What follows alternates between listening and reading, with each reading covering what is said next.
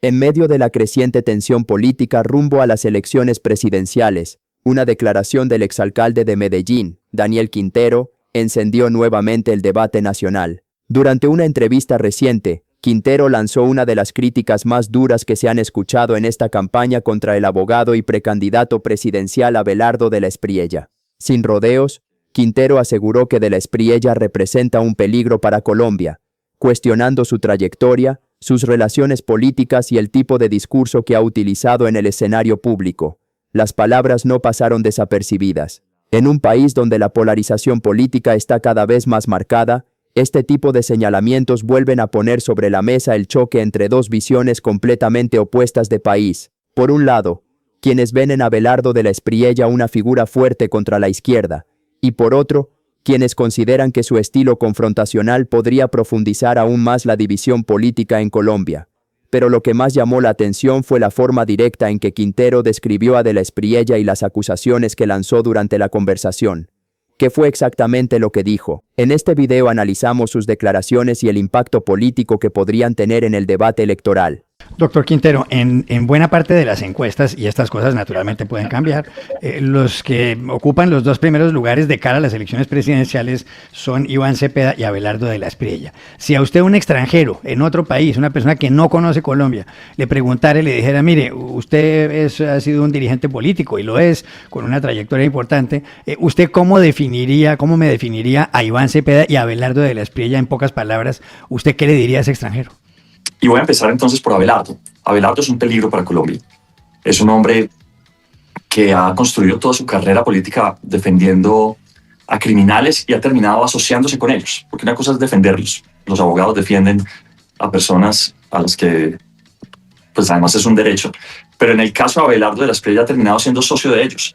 Ha sido socio de la familia y del mismo Saab, que es reconocido testaferro de Maduro, pero además todos los días sale un nuevo escándalo de un bandido diciendo que Abelardo de la Espriella es más bandido que él, que le robó una plata, que usaron plata para comprar jueces, que usaron plata para comprar congresistas, pero además ha dicho de forma clara y muy muy clara además que su objetivo es destripar a las personas y a los grupos que piensan diferente a él.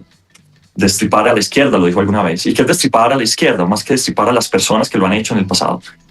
En este país es un país en el que mataron a la gente de la OP.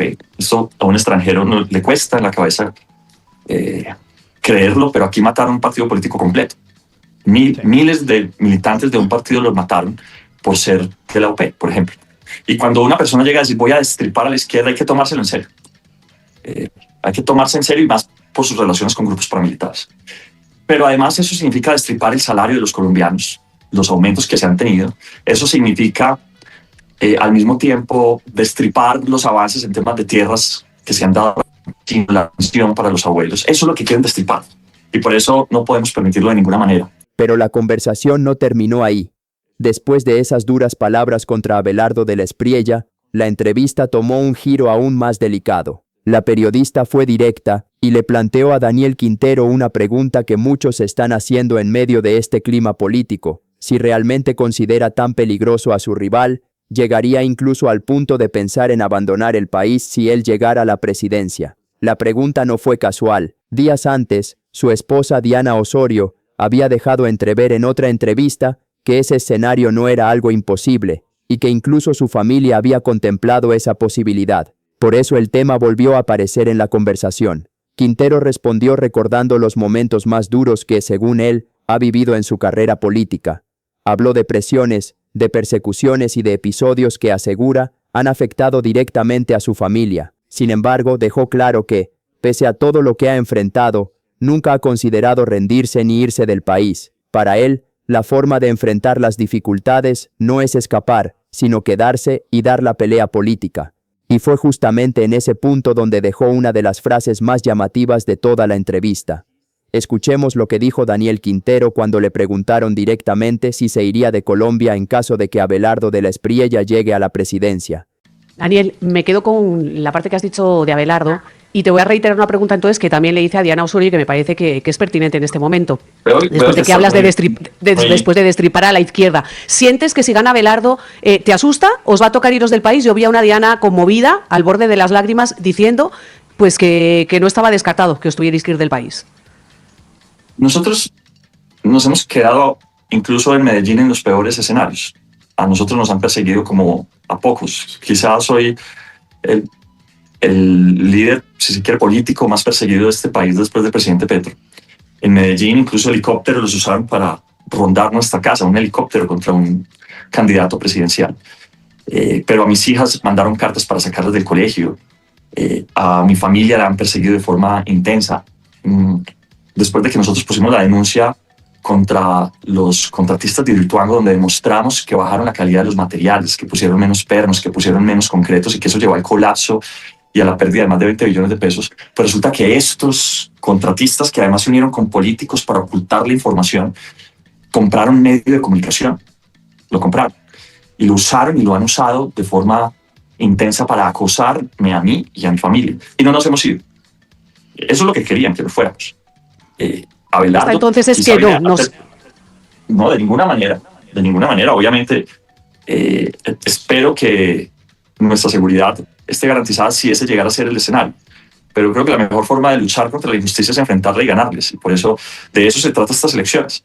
De si ciudadanos les va a tocar irse a este país perseguidos y se les va a tratar de eliminar como trataron de eliminarnos a nosotros y a nuestro movimiento político, o si van a poder ejercer sus derechos. Yo quiero una Colombia donde los ciudadanos puedan ejercer sus derechos independientemente de la posición en relación al gobierno.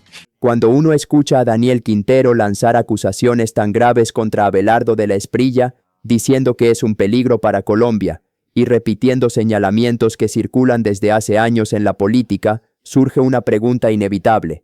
¿Desde qué autoridad moral se hacen esas afirmaciones? Porque lo cierto es que hoy el propio Daniel Quintero enfrenta un panorama judicial bastante delicado relacionado con su paso por la alcaldía de Medellín. Y esto no lo dicen sus contradictores políticos únicamente, lo dicen investigaciones formales de la Fiscalía.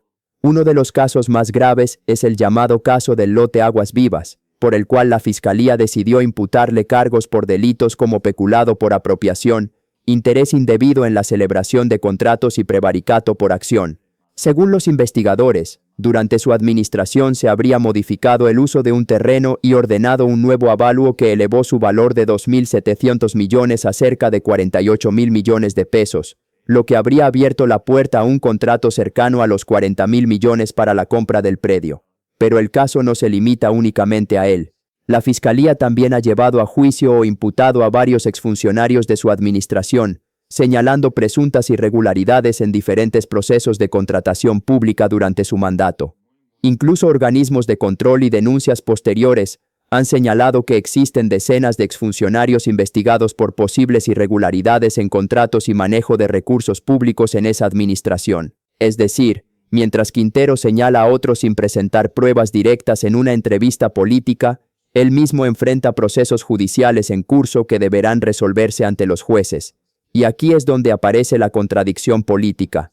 En una democracia, es completamente válido criticar a un adversario, debatir ideas y confrontar proyectos de país, pero otra cosa muy distinta es lanzar acusaciones graves basadas en narrativas políticas o en versiones que repiten los contradictores de un candidato, sin mostrar pruebas concretas.